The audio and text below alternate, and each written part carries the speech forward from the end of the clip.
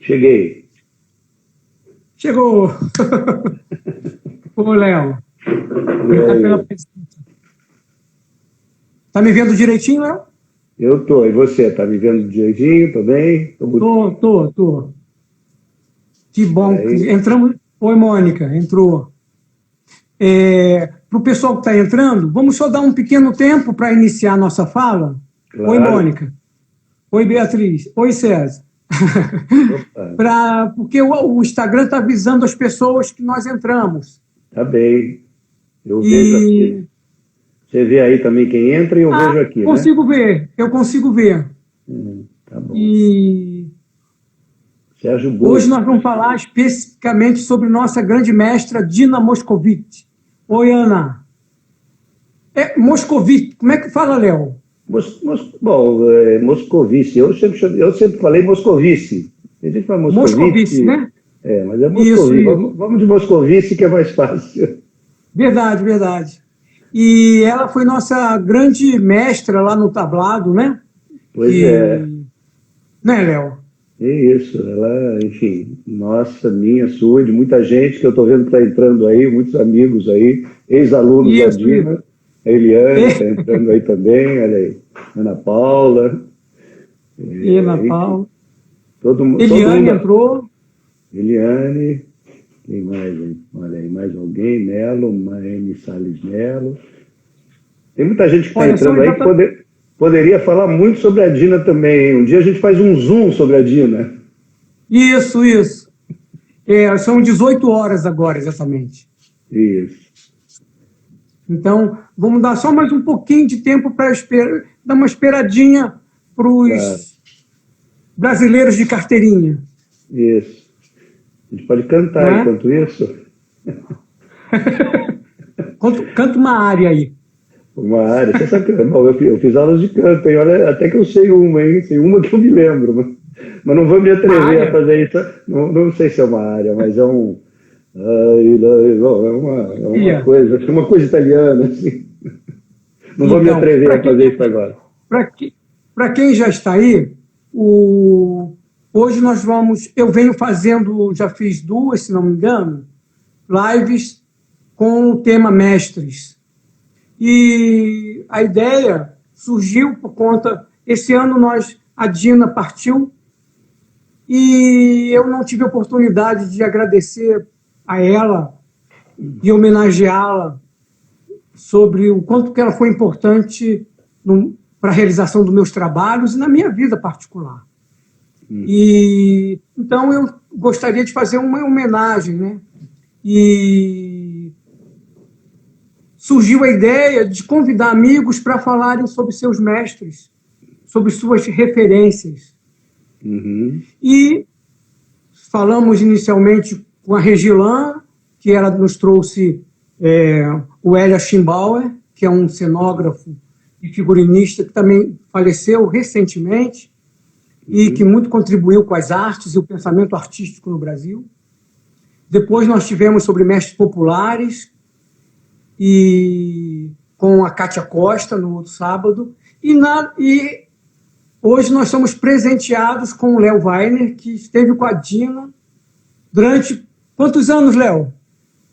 Oi, meu amigo. Olha, eu sou... Olha, 40 tá bom para você? É um PhD, né? Eu sou, de certa forma, formado. Apesar de que a Dina é sempre surpreendente. Então, por mais que a gente a conhecesse, ela sempre nos surpreendia.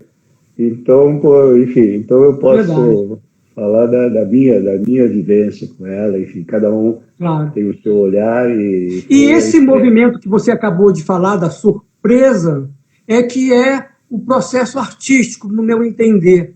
Porque se o processo artístico não tem essa novidade, essa surpresa, fica tudo estruturado de tal forma que já não tem. Ela traz isso, né, Léo? E eu acho que a Dina Léo. A Dina falava sobre isso também, né? Como exato. Uma Léo, então vamos... Meus amigos que estão presentes, obrigado pela presença. Eu gostaria de apresentar para vocês o Léo. Para quem não me conhece, sou Marco Polo, trabalho com arte já há alguns anos E hoje convidei o Léo para falar sobre nossa mestra professora do tablado. Então, o Léo conviveu muitos anos com a Dina, pessoalmente e artisticamente. Léo, seja bem-vindo, por favor, se apresente. Então, deixa eu ver por onde eu começo. Vai me ajudando, hein? Por favor. Fala a sua formação, você quer falar do seu teatro? Tá, então vamos lá. Eu sou Léo Weiner. A minha trajetória começou há muitos anos atrás, né? Só 40 de Dina, mas eu tenho alguns anos antes. E, na verdade, tem uma trajetória muito errática, talvez. A minha formação inicial, eu sou engenheiro de telecomunicações, não sei se você sabia disso. Não sabia, Léo. Pois é, eu me formei como engenheiro, trabalhei como engenheiro, mas eu, desde o tempo de escola, né, na minha época era ginásio científico, eu fiz científico, meus amigos naquela época todos escolhiam engenharia, medicina ou direito, eu então fui levado para engenharia de telecomunicações, né? Mas eu sempre fiz teatro, eu fazia teatro na escola, eu cantava em coral, eu gostava de línguas, francês, inglês, fazia teatro em francês. A minha primeira peça de teatro que eu fiz na vida foi em francês. Então, uma época que eu ainda lembro alguma coisa. Então, eu sempre estive envolvido com teatro, fiz a engenharia, depois eu fui para... Em algum momento a engenharia não estava me satisfazendo, eu resolvi, fui fazer faculdade de psicologia. E isso sempre fazendo curso de teatro. Eu fiz curso de teatro com o Sérgio Brito, com Fernando Torres, né, o marido da Fernanda Montenegro, Domingos de Oliveira. Eu sempre estava metido em teatro de alguma maneira. Desde 10 anos de idade eu já tinha montado peças em escola, enfim. Mas eu estava numa área científica, digamos assim, ciências exatas. Depois eu fui para a faculdade de psicologia porque eu achei que eu tinha que mudar de rumo, enfim, tinha outras perspectivas. Eu fui experimentar. Na verdade, eu fui estudar psicologia porque eu queria trabalhar com publicidade. Eu tinha um gancho aí na publicidade. Na faculdade de psicologia, eu me encantei com a psicanálise. Eu tive um professor maravilhoso que recentemente também faleceu, que escreveu vários livros, que é o Luiz Alfredo Garcia Rosa, que foi um grande mestre, enfim, uma pessoa fantástica. Escreveu Ele fez com a cabeça, né? Ele fez, porque eu fiquei apaixonado por ele, pela psicanálise. Eu mudava de ano e voltava para assistir às aulas dele no curso anterior. E ele, inclusive, ele largou um pouco essa área de filosofia. Ele é filósofo, psicanalista, ele largou essa área e começou a escrever livros de ficção. Ele escreveu uma série de livros sobre um detetive Spinoza em Copacabana, já teve filmes. Mas era uma pessoa incrível, e ele fez minha cabeça para psicanálise, coisa que eu não tinha a mínima ideia do que seja, né? Interpretação de sonhos, inconsciente, eu não tinha ideia. Mas eu adorei, acabei que eu fiz o curso de psicologia, depois eu resolvi que eu queria entrar na faculdade, na formação de psicanálise, fui fazer psicanálise, fiz a formação em psicanálise, cheguei a trabalhar como psicanalista há algum tempo, né? Tinha consultório, etc., mas tudo isso fazendo teatro. Eu sempre tinha uma oportunidade, eu entrava no curso de teatro. E depois eu me casei, me separei, enfim, aquelas coisas da vida que vão levando a gente, né? E numa dessas separações, que eu estava sozinho, perdido na vida, estava no meio do curso de psicologia, eu fui fazer um curso na casa Laura Alvim, que ainda era um lugar abandonado, e morava a filha do Laura Alvim lá dentro, uma senhora muito extravagante, mas muito interessante, com muitas histórias, que um dia merece uma live só para falar dela. E eu fui fazer um curso lá com Luiz de Lima, também, que já faleceu. Luiz de Lima, era um curso, ele fazia mímica. Nesse curso com o Luiz de Lima, eu fiquei alguns meses lá com ele e conheci 3 alunos, né? Um deles, não sei se até estão assistindo aqui, mas eles me falaram da Dina Moscovici, né? Por quê? Não, você tem que fazer o curso da Dina Moscovici no tablado. Eu disse, mas por quê? Não, você está estudando psicologia e a Dina faz um trabalho psicológico. Aí o curso do 6 meses, no meio do ano, se não me engano, em julho, eu resolvi ir para o tablado. Isso eu estava terminando minha faculdade de psicologia. Chego no tablado, eu encontro uma jovem senhora, que naquele tempo nós éramos todos jovens, meus cabelos ainda eram pretos. E tá lá, na época, o tablado, você estava montando uma peça que era um circo, então o tablado não era um palco italiano, era um palco circular, como se fosse uma arena de circo. E na época, no dia que eu entrei, eu me lembro que tinham 2 alunos, a Dina e 2 alunos, eu era o terceiro. E nós passamos a aula inteira fazendo uma família de cavalos. Cavalos, éramos cavalos. Enfim, então foi assim que eu conheci a Dina, como cavalo, né? No tablado. E de lá para cá, eu terminei a minha faculdade de psicologia, comecei a fazer formação, mas eu nunca mais saí do tablado. Às vezes fazia uns cursos paralelos ali, mas fui ficando, porque realmente a Dina me... E o que te chamou a atenção na Dina? Para você ter permanecido? Pois é, o que me chamou foi justamente isso, o olhar dela, né? A maneira como ela trabalhava, como ela olhava, como ela escutava. A Dina tem uma formação incrível, né? Você colocou algumas coisas. Pode falar. A Dina, quer dizer, não sei, eu estou aqui com um livro dela, que depois eu vou falar dele, mas aqui tem seria bacana depois falarmos. Tem um livro dela que eu vou falar, que eu adoro, um livro que eu li. Mas a Dina, olha, era diretora de teatro de cinema, diretora de teatro no tablado, ela é formada em economia, a Dina. A formação inicial dela ela era economista, para você ver. Mas ela fez graduação em cinema lá na França, pelo Institut de Hautes Études Cinématographiques, fez direção de teatro pelo Teatro das Nações, em Paris, foi diretora do Teatro Estúdio da Universidade Nacional da Colômbia, vice-presidente da Fundação Museu Imagem do Som do Rio de Janeiro, curadora do Espaço Sérgio Porto, professora de teatro no Brasil e na Universidade da Colômbia, muitos anos onde ela morou. Ela foi casada com um colombiano em algum momento. Então ela tem uma formação incrível e tinha uma experiência de vida. Ela foi para a França muito jovem, né? Garota ainda. Ela teve contato com o marido dela na época. Ela teve 3 maridos, a Dina, né? Que faleceram todos. Eu até brinco que eu até contei para você uns dias atrás, que ela disse que eu fui o homem que ficou mais tempo acompanhando a vida dela, né? Mas na França, eu sei que o marido fazia parte de grupos de Lacan, então ela participava. Enfim, ela acabou tendo uma formação, enfim, um talento enorme no estudo da filosofia, da psicanálise. E o que me chamava a atenção é que, independente da questão só da arte, como uma reprodução ou uma produção artística, né, estética, ela conseguia fazer uma leitura de como nós explorávamos essa expressão artística e uma leitura pessoal de cada um, né? Você se lembra, você comentou comigo também, a gente fazia os exercícios no tablado, no final nós sentávamos numa roda. Sentávamos, né? Quando tinha... Dava medo. Eu, particularmente, era uma das partes que eu mais gostava, que era ouvir ela falar sobre o nosso trabalho, né? O medo é tão importante quanto o contrário dele, né? O medo porque ela desnudava. Isso, ela desnudava o ator, né? Não, e era uma forma de você enfrentar seus monstros, né? De você se perceber. E, Léo, e o que era bacana é que ela conseguia, ao desnudar, ela conseguia dar imagem para que o ator visse exatamente o que ela estava explicando. Sem dúvida. Porque se a pessoa não vê, a pessoa não compreende. Então ela conseguia explanar de tal forma que o ator conseguia dizer, ela não está falando bobagem, eu consigo ver o que ela está falando. Muito rico, né? Sem dúvida. Você sabe que, enquanto eu fazia o tablado com ela, como aluno, participava e desses encontros finais, que eram sempre, para mim, os mais ricos, né? Em que a gente compartilhava, e era interessante porque ela... Às vezes, esse trabalho de grupo, o grupo se reúne, começa a discutir, um começa a falar do outro. Não, ninguém fala de ninguém, cada um fala de si, ela dizia. Cada um fala da sua experiência.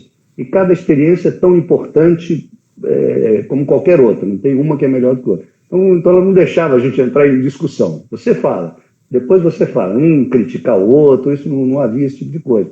Era como foi a sua experiência naquela hora de aula, o que você viveu, o que você sentiu. E você sabe que eu fazia isso, na época eu estava fazendo formação em psicanálise, eu fazia terapia, né?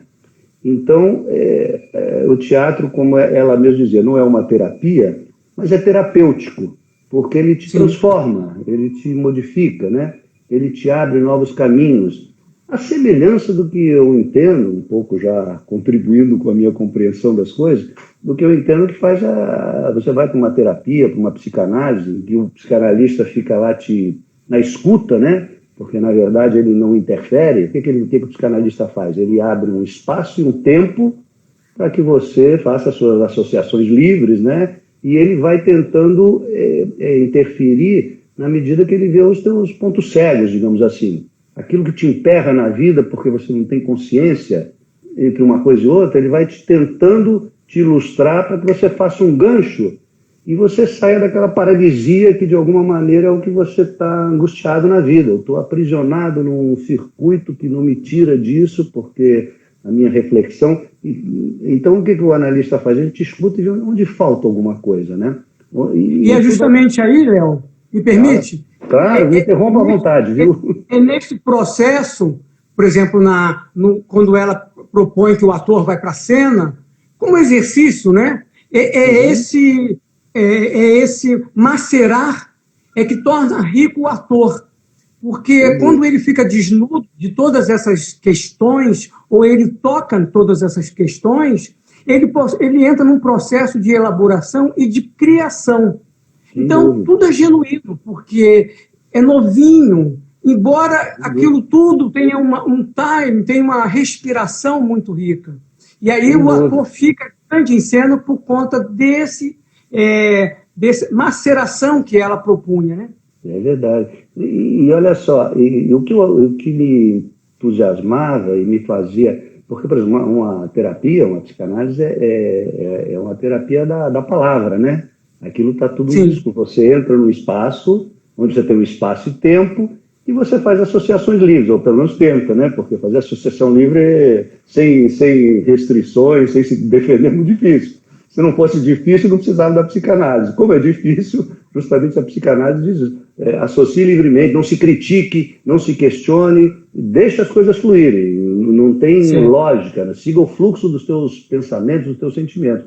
Então, no divã, ou numa psicanálise, e numa certa terapia, de modo geral, você é um espaço que te abre para isso. O que eu achava rico no teatro, e é o que eu hoje me proponho, inclusive, a fazer no trabalho que eu faço hoje, né? É o seguinte, é que ali também era um espaço e tempo onde, ao invés de uma associação livre, era uma atuação livre, que eu diria, né? Você envolvia não só a reflexão, o pensamento, mas o corpo. O corpo também estava livre. Quer dizer, você tinha um espaço assustador, né? Porque, como a Dina colocava, e eu coloco hoje, eu sou um filho da Dina, né? Hoje eu não sei mais o que é meu, o que é da Dina, porque o que eu faço agora já congelou. Não sei se você está me ouvindo, para mim se congelou. Então vou repetir, caiu. Vou falar de novo. Então o que a Dina propunha, né? Ela te oferece um espaço, um tempo, e naquele espaço e tempo você tem duas regras. Você não machuque ninguém se machuca, porque aquilo não é real. E ela dizia uma coisa que eu brinco, e não me quebrem nada, porque esse não é meu, vai me dar. De resto, vocês são livres. O limite não estamos, eu estou falando, estou vendo que você perdeu de novo? Perdeu o que eu falei, não? Deu uma congelada aí. É que estão te ligando. Estão te ligando? Eu desliguei. Porque querem entrar e não sabem como. Quer explicar para alguém alguma coisa? Dar uma interrompida? Deixa rolar.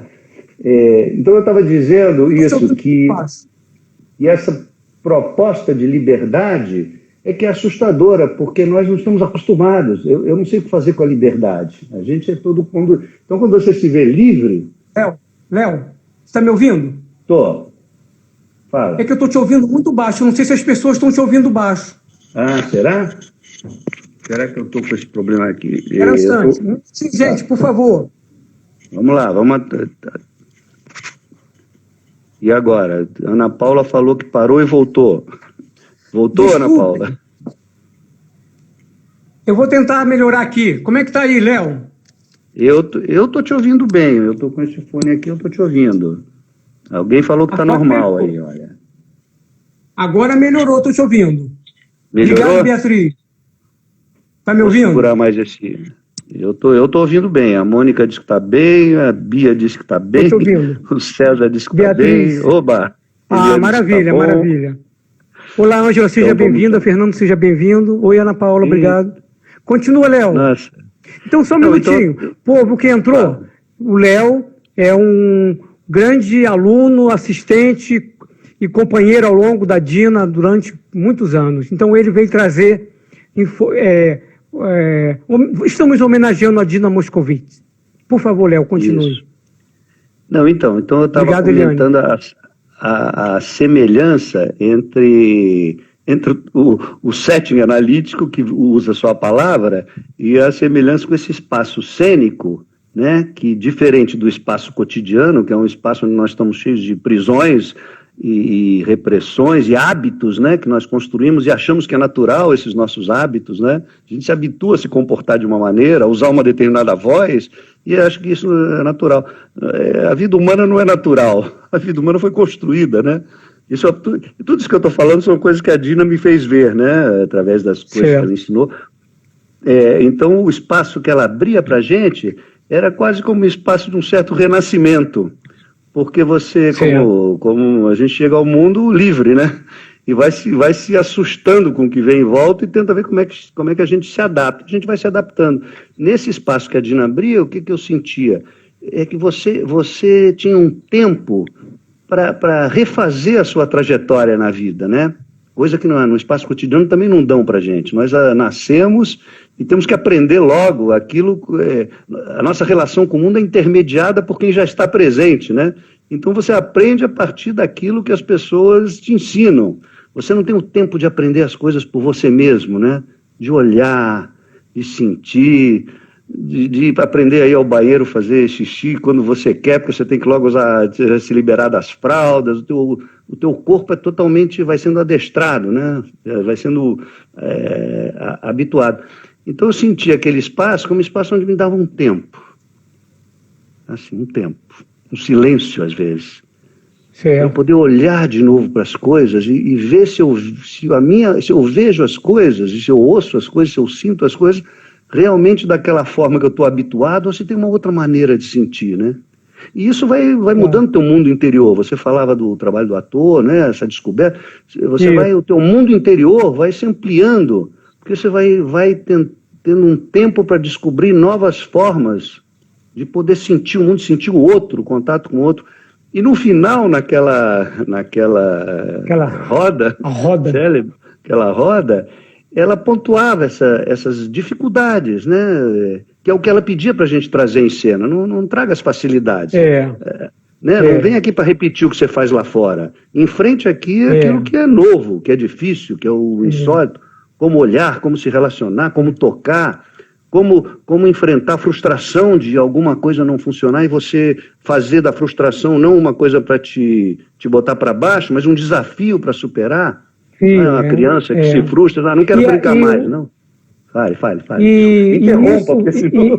Não, vamos lá. E isso, com esse arcabouço todo, ela observava como que era a postura corporal do ator em cena, porque uma pessoa que está com essa profusão de coisas em cena, ela tem que estar integralmente em cena, com os pés plantados, tem que estar com o olhar construído.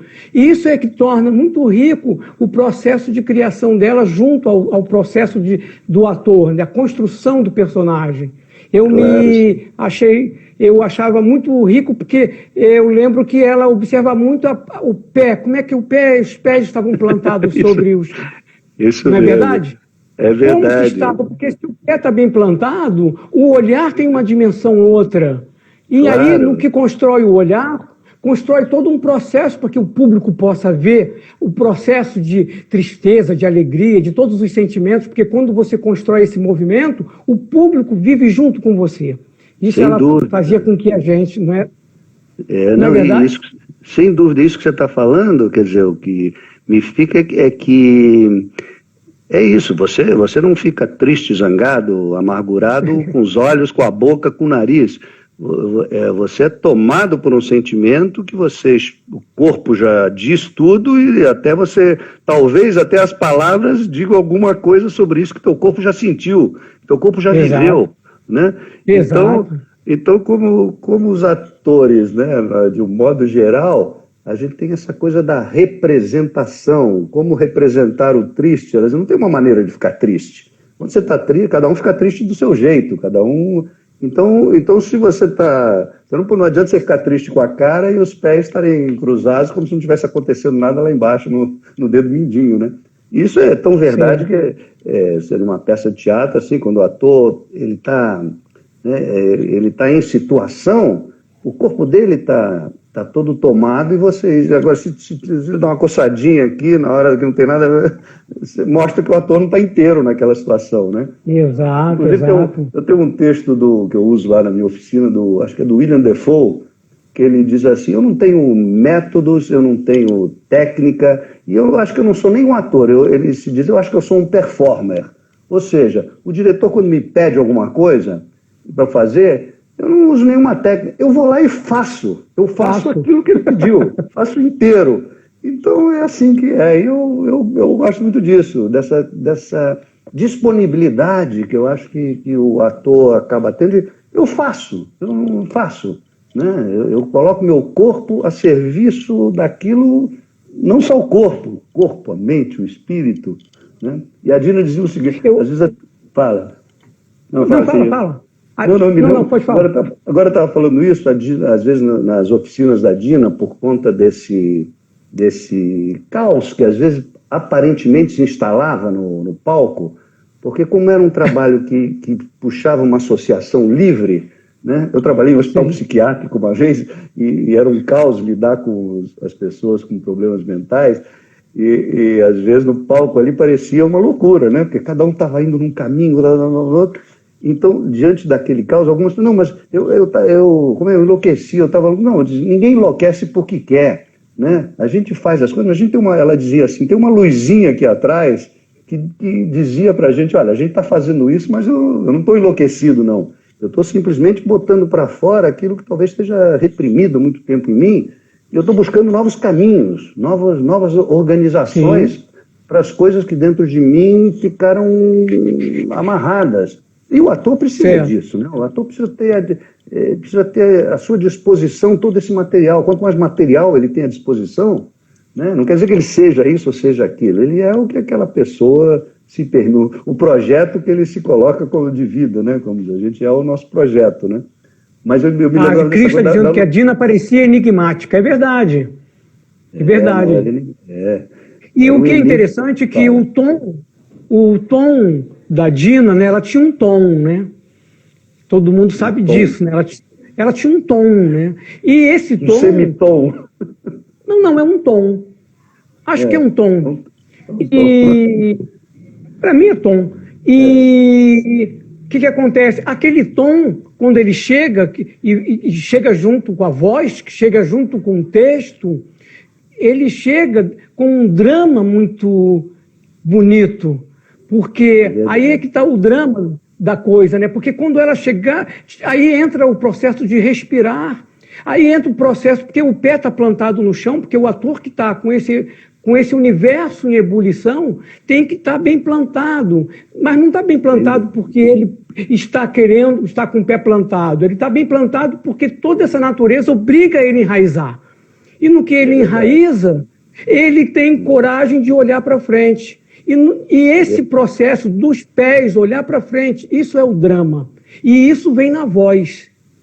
E a voz, que eu estou chamando de tom, não sei se eu estou correto, que eu estou chamando de tom, tem todo esse universo. A voz contém o pé, a respiração, todo o universo. Então, quer dizer, um conjunto de coisas. A Dina propunha, percebo que ela propunha isso, né? Ela propunha que a gente enraizasse e que a gente criasse um universo paralelo. E o grande barato é que as pessoas que assistiam a Dina percebiam isso claramente. Quer dizer, não era da cabeça dela. Ela matava a cobra e mostrava o pau. Não, você está falando de tom, é engraçado, porque... Loli. Nós todos, né, acabávamos... Ela imprimia esse tom em nós, na forma... Né? Muita gente até questionava isso, criticava, né? Parece que todos nós falávamos do jeito que a Dina falava, né? Eu tenho colegas sim. aqui que estão assistindo. Não, isso às vezes até, para quem depois saiu do tablado e foi fazer televisão, outras coisas, até era meio questionado e criticado. Você só sabe falar desse jeito, só fica desse tom de voz meio dramático, meio intenso, né?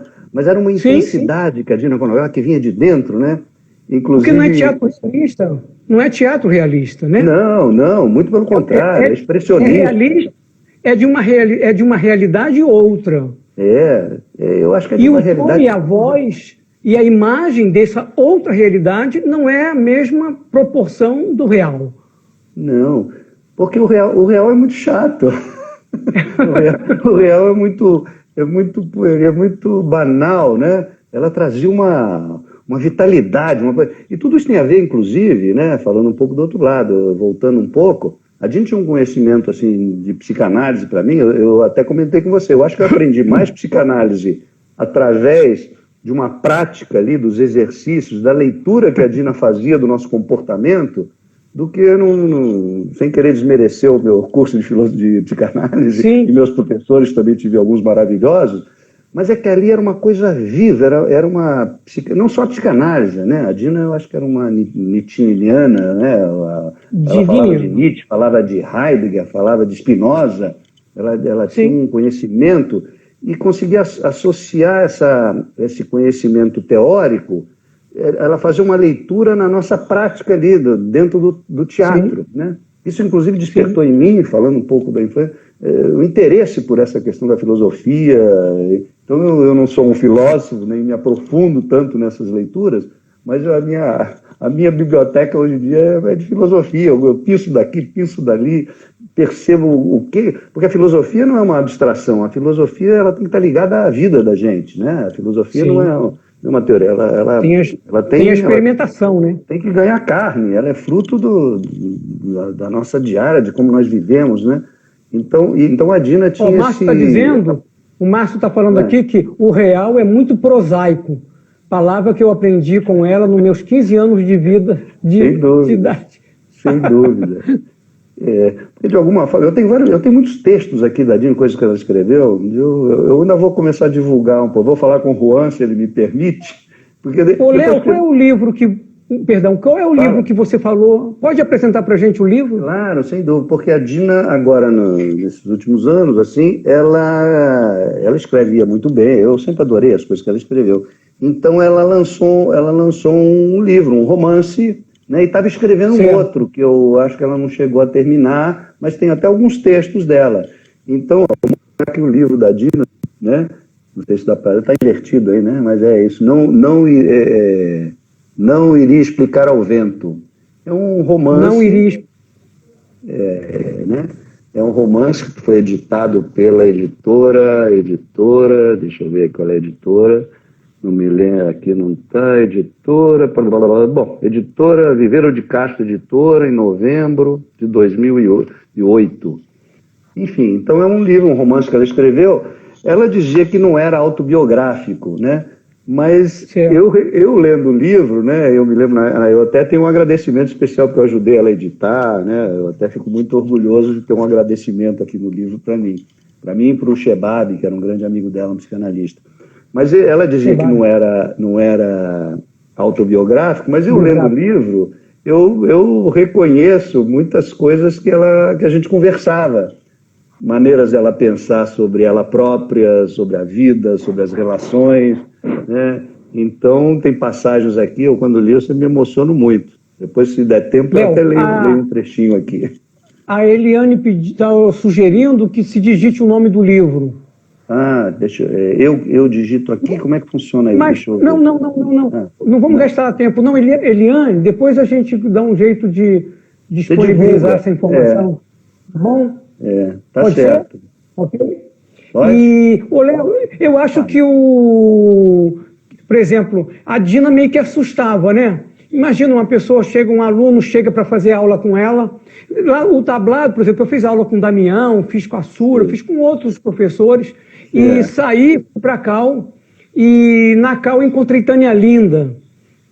E Tânia Linda falou, você precisa ir lá fazer aula com a Dina. Eu falei, não volto para o tablado, eu já fiz lá. Ela disse, não, você tem que ir lá fazer uma aulinha. E eu tive a graça de ir, não teimei, e fui, foi a minha sorte, né? Mas, de um modo geral, as pessoas ao entrar, quer dizer, eu entrei e já fiquei admirado de ver, né? Mas eu acredito, eu percebia que as pessoas ali, entravam... Desculpa, o nome do livro ali, ó, alguém botou, Não Iria Explicar ao Vento. Como é que é o nome do livro? Não Iria Explicar ao Vento. Não Iria Explicar ao Vento. Tá bom? Alguém já colocou. Fala, termina. Eu acredito que algumas pessoas, talvez mais novas, não sei, ficassem um pouco mais assustadas, né? Com aquela dimensão que ela propunha, né? Porque estudar, quer dizer, o que é estudar arte, né? Vamos falar, né? Estudar arte requer que tenha todo esse trabalho de introspecção, né? De distanciamento, né? Sem dúvida. Não é isso? E a pessoa chega para aprender a interpretar. O que é interpretar, né? Sem dúvida, é isso mesmo. E aí encontrava com aquele monstro lá. Monstro. Não, a Dina é assim, ou ame ou odeie, né? Então tem gente que odiava a Dina, né? Porque ela era muito... Era uma geração também. É aquela geração, eu me lembro de alguns filmes que eu vejo, daqueles grandes mestres, né, que ralham com a gente, brigam, mas para o nosso bem, né? Que ela até brincava assim, como eu eu durante muitos anos eu fiz eu funcionava lá no tablado com ela assim, ela dava as aulas e eu entrava nos exercícios, então eu participava dos exercícios. E o trabalho dela se assemelha muito distante a uma espécie de psicodrama, né? Tem o psicodrama do Moreno, que tem toda uma técnica, que é uma terapia, né? Um psicodrama tinha essa função, né? De ser um tratamento. O dela não tinha não era, muito pelo contrário, ela até, de certa maneira, ela sempre insistia que a questão da criação artística, né? A arte, né? De criar, e não nesse sentido... Apesar de que a Dina mesmo, só um parênteses, ela chegou a fazer trabalhos no Pinel, com psicanalistas, ela fazia trabalhos terapêuticos usando todo o instrumental que o teatro oferece. Eu acho o teatro um lugar maravilhoso. Todo mundo devia fazer teatro um dia na vida. Porque é um lugar onde todas as possibilidades acontecem, um espaço em aberto, né, onde você se investiga através de... Não digo nem só através de personagens, através dessa... Como tudo na vida deveria ser uma necessidade de expressão humana, né? Você poder se expressar não só no teatro, você se expressa na engenharia, na ciência, mas que seja uma expressão. O trabalho não é uma obrigação, não é os homens querem se expressar, querem se... Enfim... Então, é que você estava falando da questão de... Então, no tablado, as pessoas... Tem isso, as pessoas ou odiavam a Dina ou eram apaixonadas pela Dina. Porque o ator que não quer... O interessante que, por exemplo, o ator que quer se preparar, né? Mas não é se preparar para um espetáculo, para fazer um personagem. O ator que quer se preparar como um todo, né? Ele tendo a oportunidade de ter uma orientadora com aquela capacidade, né, de fragmentar a percepção, de fragmentar o olhar, para poder ter espaço para incorporar o personagem.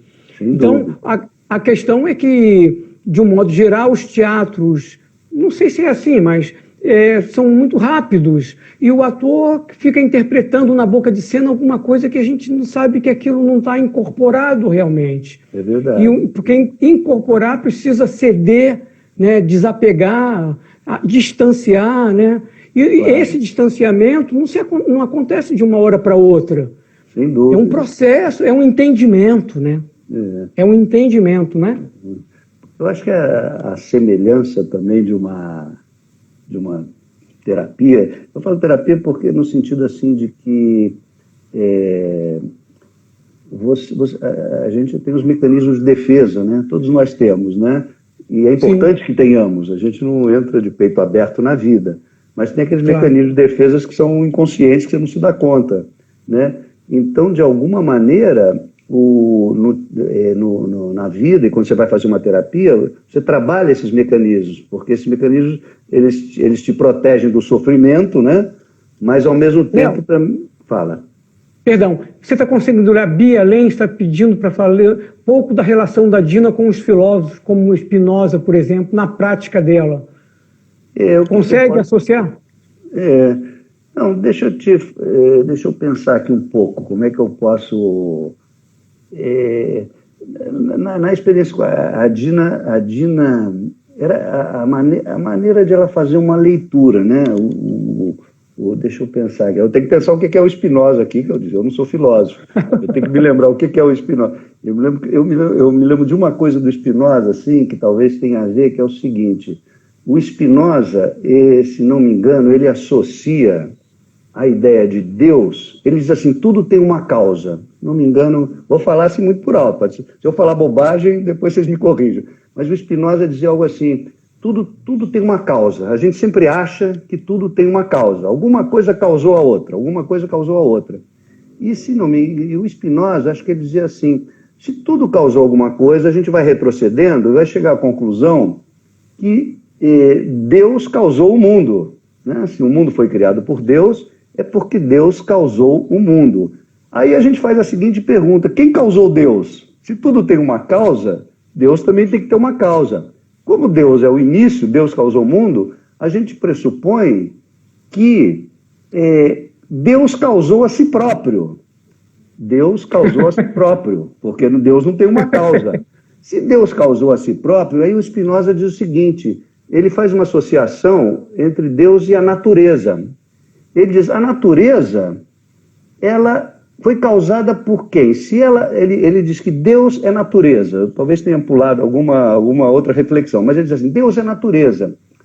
A natureza se causou a si própria, né? Porque se Deus é natureza, a natureza se causa a si mesmo.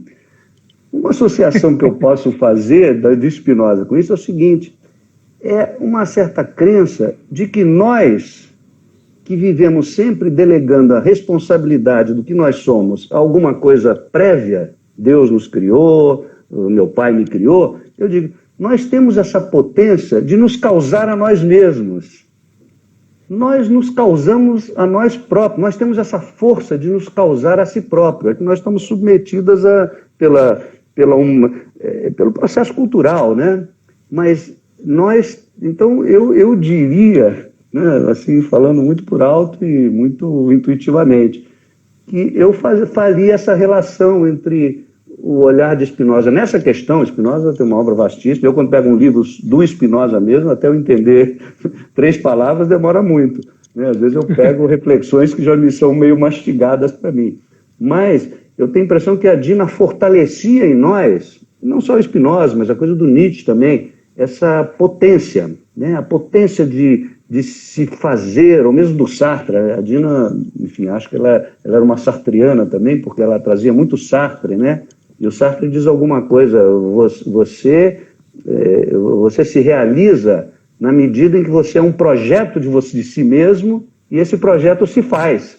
Então, juntando todos esses filósofos de alguma maneira, eu entendo assim, esse estímulo que a Dina implicava ou forçava na gente, de que nós somos causa de nós próprios, nós somos o projeto de nós próprios, e nós somos uma potência que tem que emergir e se fazer a si mesmo, né? Porque, de alguma maneira, eu hoje penso, já juntando tudo isso, quer dizer, ser humano é uma construção, né? É uma construção na dinâmica das relações humanas que se fizeram ao longo da história. Nós somos animais. Você me lembra... Fala. Você me lembra nossas rodas no final com a Dina falando, né? Ela pegava tudo. Ela pegava... Não, é porque hoje em dia... Deixa eu te falar, eu já estou com uma certa idade, né? E aquela coisa, quanto mais eu sei, nada sei, nós estamos vivendo aí essa pandemia, que é uma incógnita, né? Mas o que a gente sabe, meu Deus do céu? O que a gente sabe? A gente sabe eu vi um filme há poucos dias, o que a gente sabe é uma gota no oceano de coisas que a gente não sabe, né? Então, isso me dá uma liberdade. O Márcio está falando aqui, Léo, perdão, a Bia falou que bacana, a Bia gostou. O Márcio está falando que a Dina uma vez falou, ninguém é capaz de interpretar qualquer personagem que não seja você mesmo. ou algo do tipo. Aí eu perguntaria assim, o que é o você mesmo, né? Porque o você mesmo é muita coisa. O você mesmo é tudo. O você mesmo são todas as possibilidades que te habitam. É que a gente, claro... Aí é que mora o processo de trabalho da Dina com um ator. Eu me foco nesse, porque a preparação do ator é muito importante, né? Esse universo de coisas é que o ator traz. A Dina fazia com que o ator se movimentasse de tal maneira que o público, ao ator, ao se posicionar e ao se movimentar, o público via essas fragmentações no movimento do ator. Claro. Aí entra, agora eu estou falando do movimento, né? Porque eu falei das raízes, falei do tom, falei do olhar, né? E agora nós estamos trazendo o movimento, né? Então, todo esse universo que você trouxe, que a Bia trouxe, pediu para trazer, e você bateu esse bolo. Então, o ator da Dina, ao meu ver, ao se mover, além disso tudo, ele, ao se movimentar numa cena, o público... Aí, porque nós temos uma coisa importante no teatro, que é o público. Claro. Sem o público, nós não somos nada. Então, em vez de estar centrado apenas na figura e corpo do ator, o público tem a oportunidade de ver fragmentado no seu movimento toda essa questão, sem ele necessariamente estar falando disso. Sem dúvida. Um ator inteligente, né? Claro, claro. Agora, falando isso, me remeteu a uma outra experiência que eu tive com a Dina, entre várias. A gente criou uma companhia Teatro e Reflexão. A gente fez, até para contar um pouco mais dela, a gente, lá no Tablado, você participou, acho que na montagem do Brecht, né, que você teve junto, mas a gente montou várias tragédias gregas, né, inclusive montamos Bodas de Sangue. Bodas de Sangue, Tambores na Noite, mas fizemos Antígona, né, Electra, enfim, várias peças. E um parênteses, uma das coisas que a Maria Clara Machado elogiava muito a Dina foi para o Tablado, enfim, outra história. Ela conheceu a Maria Clara Machado na França, se não me engano. Sim. E quando veio para o Brasil, a Maria Clara chamou ela para trabalhar no Tablado, então elas eram muito amigas desde sempre. E a Maria Clara, um dos elogios que os alunos da Dina recebiam sempre era o português correto que todos nós falávamos, porque a Dina insistia muito nisso. Certo. E nas tragédias gregas era um português difícil, e realmente era muito preciso. E por que eu falei isso agora? Não me lembro. Você comentou alguma coisa que me lembrou. Eu estou falando que que eu falei, já estamos falando na preparação do ator, né? Então eu falei das raízes, falei do tom, falei da imagem, do olhar e falei do movimento. Isso. E esqueci, perdi o fio, mas vamos partir para... Não tem problema. Então vamos... Deixa eu falar aqui uma coisa, são 18h47, nós temos um tempo muito curto até o final, e se porventura o Insta fechar, a gente abre de novo só para finalizar, tá bom, gente? Tudo bem, para mim tá bem, não tem problema. Ô, Léo, então nós já falamos do livro da Dina, que se alguém quiser adquirir, é só procurar na internet, né? Acredito que tenha nas livrarias, né, enfim... Mas e deve ter mais material da Dina no universo online, né? É possível que tenha.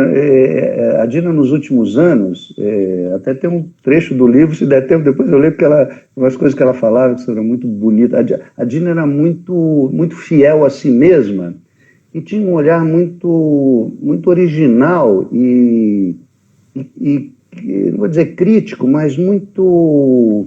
honesto, muito realista sobre as coisas, sobre o envelhecimento. Eu gostava quando ela falava disso.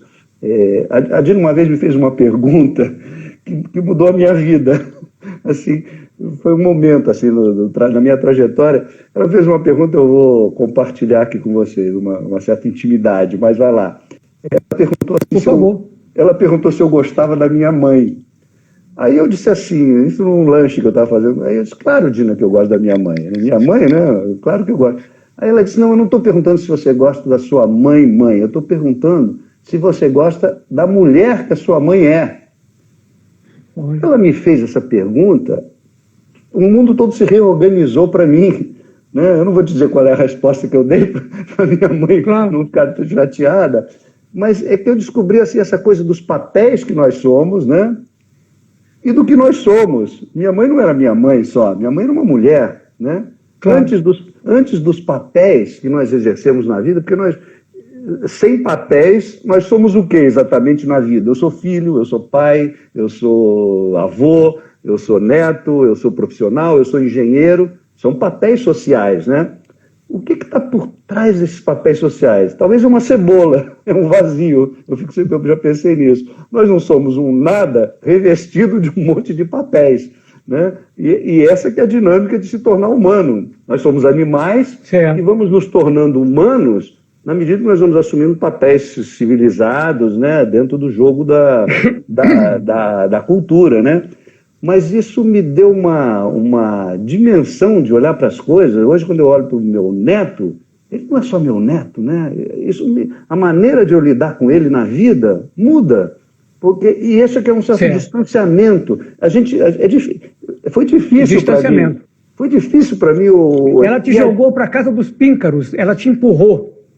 Pois é. Afastou você de você mesmo. Pois é, como se eu pudesse sair, né, de mim mesmo e me olhar como ser humano, e a Dina tinha essa capacidade, né?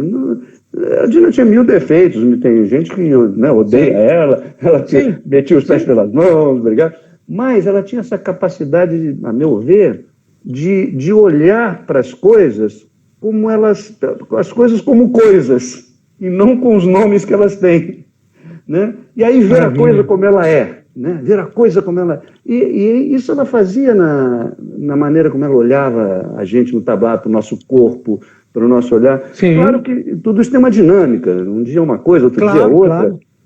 E a vida é essa incerteza. A vida é uma dinâmica. Sei lá o que nós sabemos, de onde viemos, para onde vamos. Aquelas perguntas essenciais nunca foram respondidas. Né? Quem somos, de onde viemos, para onde vamos. Opa! Léo, pode pegar o livro e ler o que você... Por favor? Eu vou ler um trecho. Pelo seguinte, Léo, sabe que horas são? São 18h54. Eu tenho medo de fechar. Entendi. Eu vou ler, se fechar... Fala. Se fechar, nós abremos de novo. Tá bom. Ele já vai entrar. Opa. Olha nós aqui Voltamos.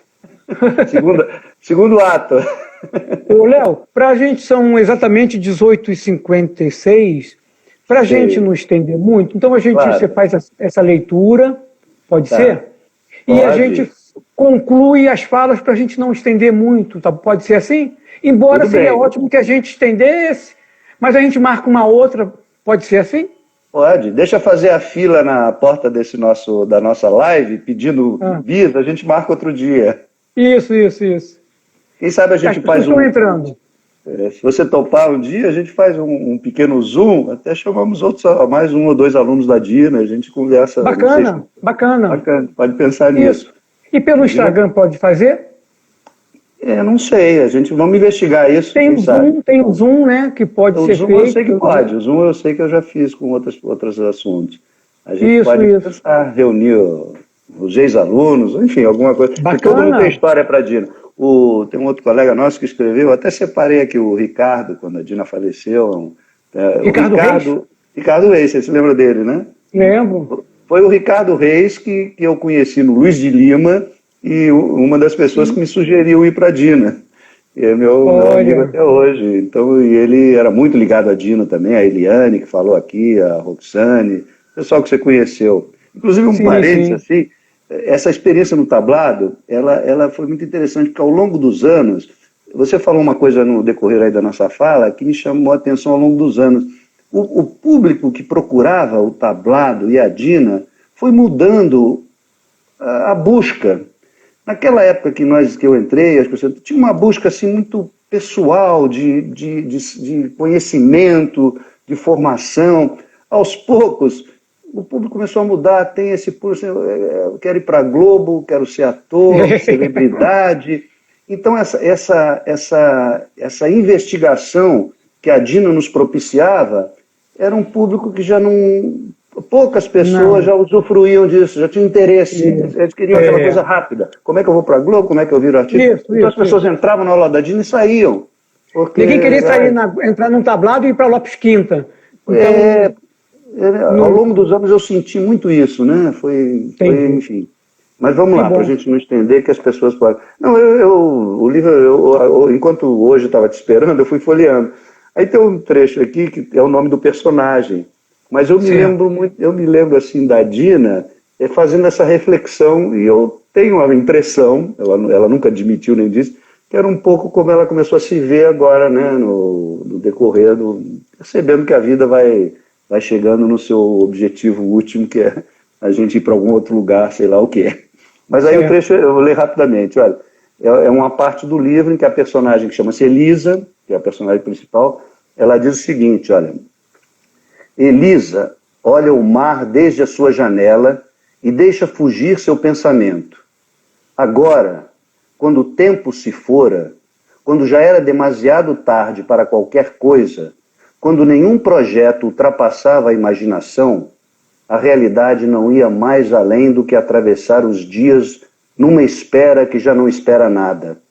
Elisa olha o mar pela janela do seu quarto e deixa fluir as lembranças desordenadas do passado. Quantos anos percorreram seu corpo? Muitos?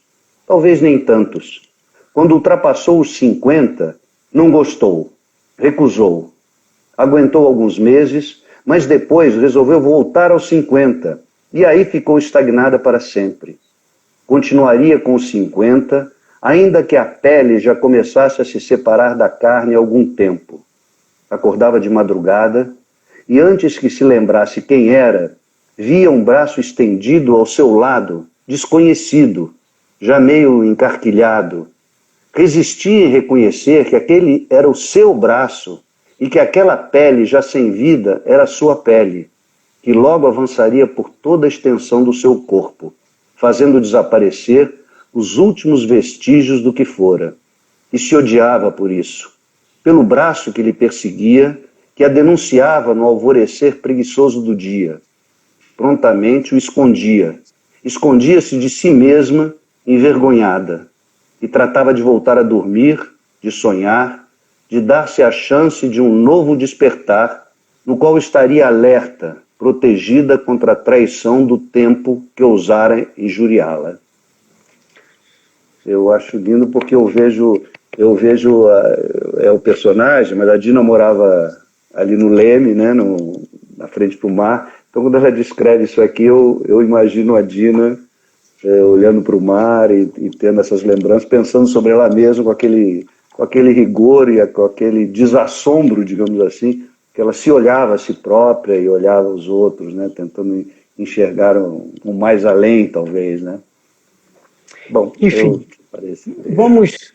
É porque eu gosto de cumprir o horário, sabe? Claro, você é um psicanalista. Muito. Então, deixa eu só ver, tem um roteiro aqui, Léo. Se alguém deseja fazer alguma pergunta sobre a Dina, sobre o processo de trabalho da Dina, o Léo tem muita bagagem para poder responder. E para a gente poder finalizar, certo? Se quiser depois, eu posso fazer isso, fazer uma propaganda?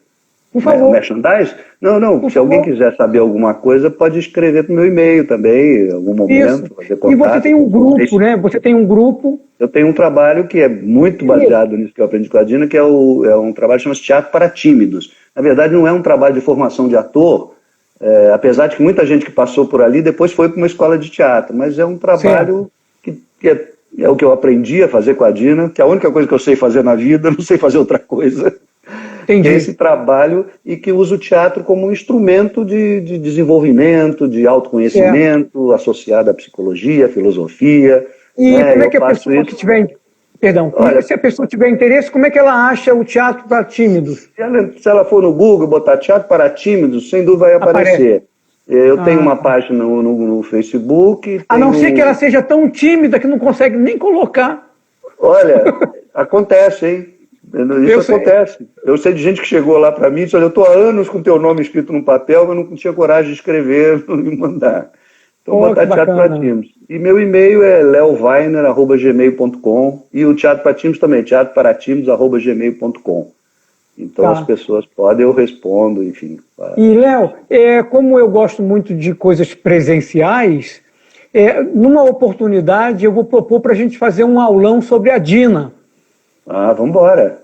Presencial, vou ver um espaço bacana e a gente reúne os ex-alunos da Dina e faz um grande aulão que tenha pés, tom, deixa eu te contar uma imagem. Coisa. Pessoal, olha só, você pode querer cumprir o horário, mas eu não tenho essa obrigação. Deixa eu te falar, não contar uma experiência que eu fiz com a Dina muitos anos atrás, que a gente sempre teve vontade de começar, que era um negócio assim, chamava-se Aqui Agora, um teatro feito na hora. A gente divulgou uma peça de teatro. Aqui Agora, um teatro feito na hora. A gente fazia isso na Maison Francesa, na Maison de França.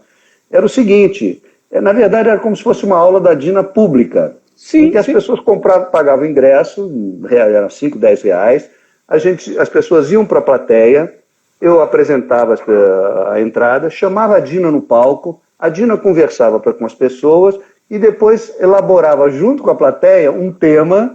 E depois a gente saía do palco e tinha os atores do aquecimento, que é um pouco a semelhança do que o Moreno fazia no Psicodrama. Então tinha eu, a Eliane, a Roxane, a Lourdinha, não sei se lembra da Lourdinha. A gente estava disponível para que se ninguém da plateia entrasse no espaço, a gente entraria e íamos jantar alguma coisa.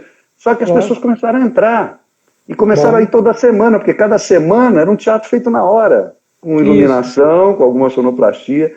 Você está falando desse aulão?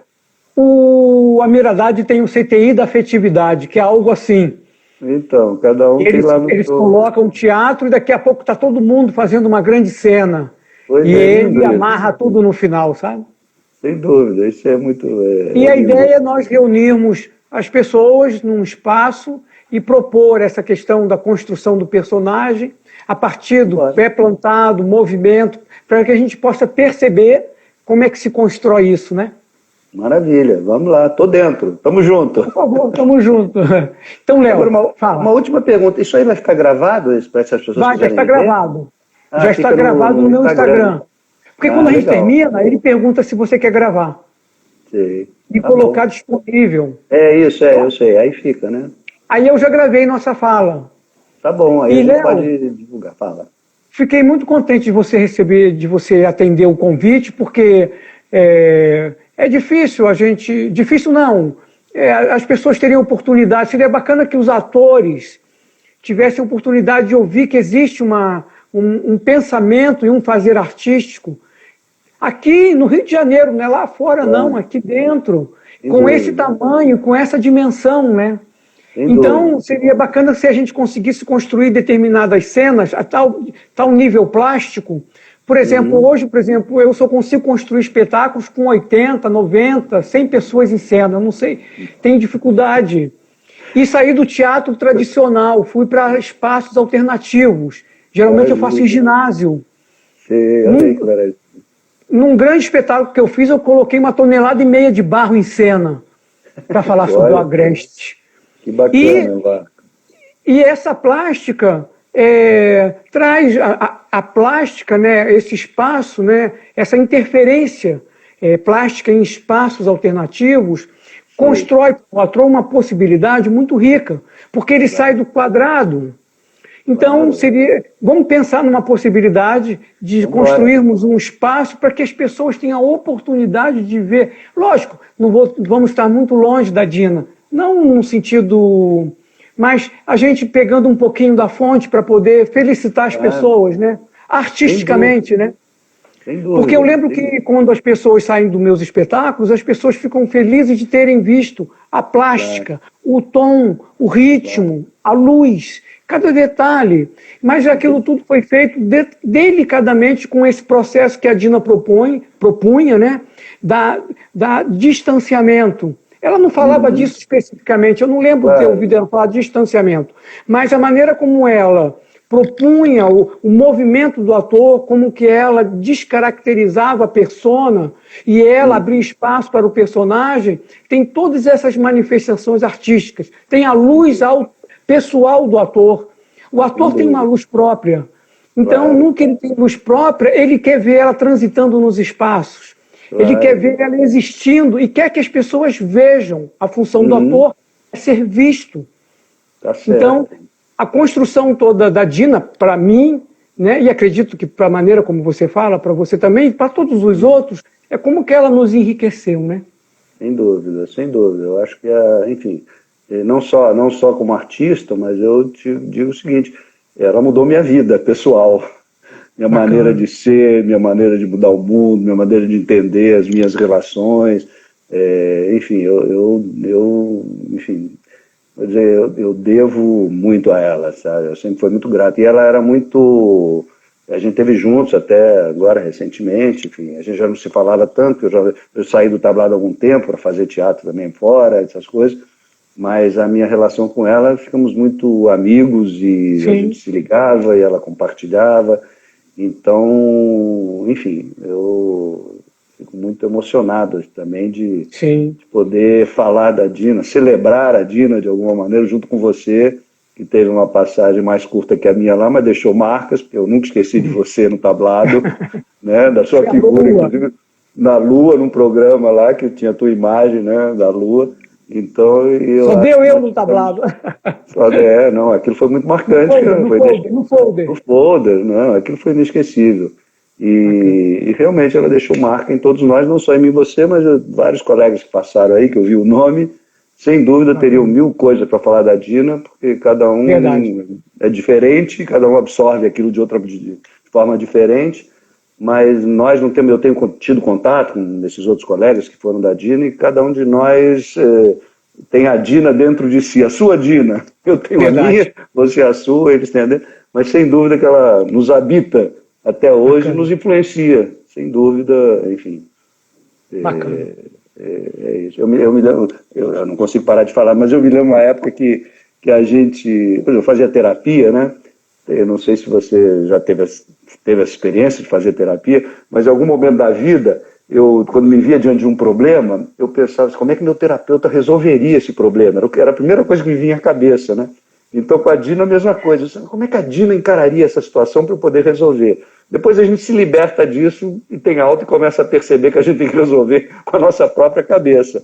Isso, anda com as próprias pernas, né? Errando e acertando do seu próprio jeito, porque não adianta resolver com a cabeça dos outros. Mas em algum momento nessa trajetória, essa ideia de ter alguém que, como diz na psicanálise, de um suposto saber maior do que o nosso e que a gente recorre para poder até refletir por nós mesmos, é uma passagem que eu tive, né? Então a Dina, de alguma maneira, não só ela participou nesses momentos, mas de alguma forma, como eu te falo, o trabalho que eu faço hoje, às vezes eu estou falando uma coisa, eu digo, meu Deus, de onde veio isso? É a Dina falando através de mim, de alguma forma, né? Então, maravilha. É isso. Eu te agradeço também a oportunidade de poder falar e poder deixar que amigos meus me escutem falando da Dina, né, e outras pessoas que não conheceram a Dina. Você pode repetir seu contato? Então, meu contato, eu vou dar o e-mail, ou através do Teatro para Tímidos, né, tudo junto, sem acento, @gmail.com, você encontra isso no Google, ou pelo meu nome também, Léo Weiner, Weiner com W, Léo Weiner, tudo junto, sem acento, @gmail.com. Quem quiser trocar ideias, falar alguma coisa, enfim, à disposição. E está lançado, então, vamos fazer um grande aulão depois dessa situação que nós estamos vivendo. Vamos fazer um grande aulão, convidar as pessoas para fazer uma aula em homenagem à Dina. Tá feito? Vai ser maravilhoso. Bacana. Léo, muito obrigado. Obrigado por nos trazer Dina, como se ela estivesse aqui, muito bacana. Obrigado a presença de todos. Espero que a gente tenha dado, o Léo tenha, acredito que sim, porque ele falou maravilhosamente sobre Dina, sobre o processo de construção do trabalho da Dina. Muito mais coisa, né? Mas não dá para falar tudo. Tem muito mais. Mas deu para ver que o importante, que é o ponto central, que é o processo de elaboração do ator, para construir a cena. Nosso ponto é o ponto artístico, né? Não é o ponto para fora da arte. É o ponto em que a arte permite e abre portas. Léo, muito obrigado. Obrigado a todos que ficaram conosco até agora. Desculpe qualquer coisa. Nos falamos, Léo. Um abraço a todos. Um abraço. Valeu, Léo. Muito obrigado, Léo. Falou. Obrigado a você. Valeu. Aqui aperto. Olá, estou de volta. Desculpem.